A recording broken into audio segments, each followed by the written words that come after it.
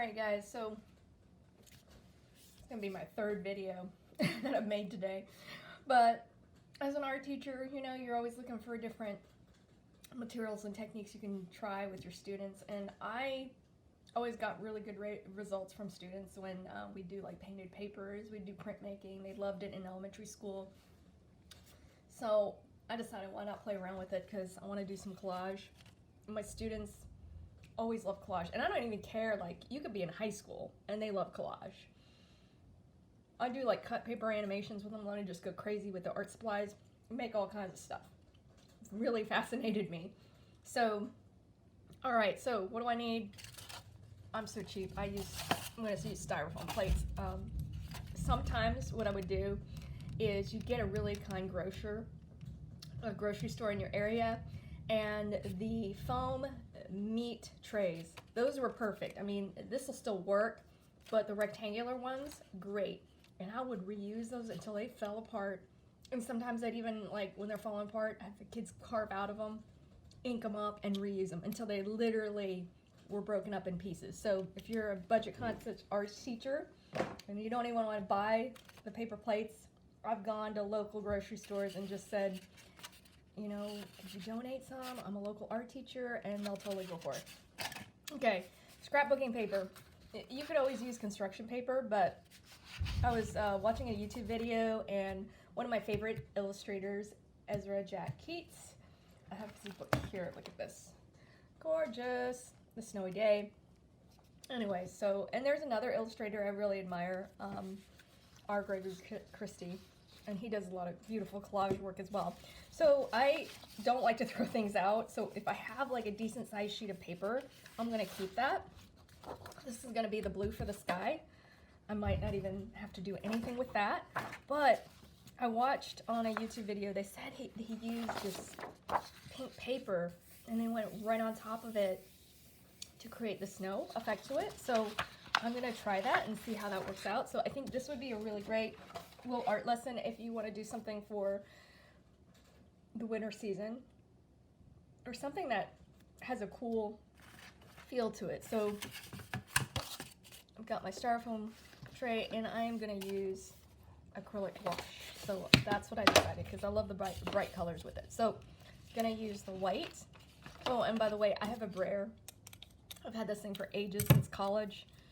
I'll squeeze a line of this white. Ooh, and I think it'd be really, really pretty to do a little bit of this sky blue. So I'm gonna take some of that. And who knows what kind of effects I'll get. Okay, so I roll my brayer, and this is kind of slimy, going back and forth into it. Do this motion back and forth. A lot of times students, when I've taught printmaking before, they just do it tentatively. They're like, and then I got it, but I tell them, you know, you really got to get it on the roll. So back and forth, back and forth. And now, see, I love this. Look at that. I want to go in the same direction, though. Ooh, that's pretty. Look at those textures you can get. And I can press higher. So I'm going to do the entire sheet. Oh, I like this. That is pretty. That is some pretty texture. Take more of my weight, squeeze it up. You know, the reason why I chose to do the acrylic gouache, because A, I had it, and I'm running out of printing inks. You could use, I always use water-based printing inks, because, you know, you teach elementary or students and they get it on their clothes, and you don't want to upset parents. Back and forth. So I definitely like when you leave the white of the, like the pink, I'm sorry, the pink, because the paper's pink. Look at that, that's so pretty. So picking a colored paper, that's such a great way to add depth to your paper, painted paper. So definitely, I love looking at illustrators, because it's like some of the first artwork that young children are going to see and be exposed to.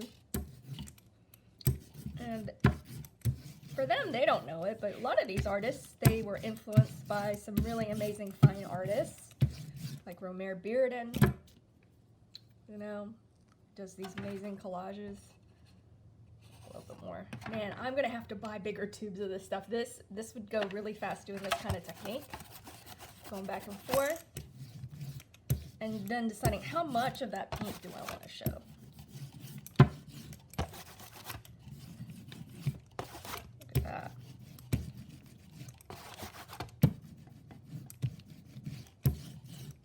And if you didn't have a brayer and you wanted to do something like this, you could just sponge it. You know, I'd take like dollar store sponges, cut them into different shapes and sizes, and let the kids just stamp. They just went to town on that. They just, in elementary school, they love it. High school students, if you tell them to do it, they're just like, oh, it reminds me of what it was like in kindergarten. Like any of the things like that, they kind of liked.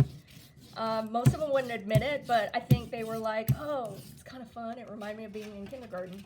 So, and this is how you could create some really beautiful different types of papers. That's gorgeous. Like and it's so simple. It's so satisfying. That's what I love about stuff like this, like printmaking. Okay, so, ooh, I'm gonna do a little bit of the blue. Since I have the white, it should mix in. Oh, I'm gonna just take this on, mix it right on top. Ooh, look at that. I could cut that out and put that on something. Okay, so maybe not too much. You know what? I want to go back over it with a little bit more white. And I have to get a new styrofoam.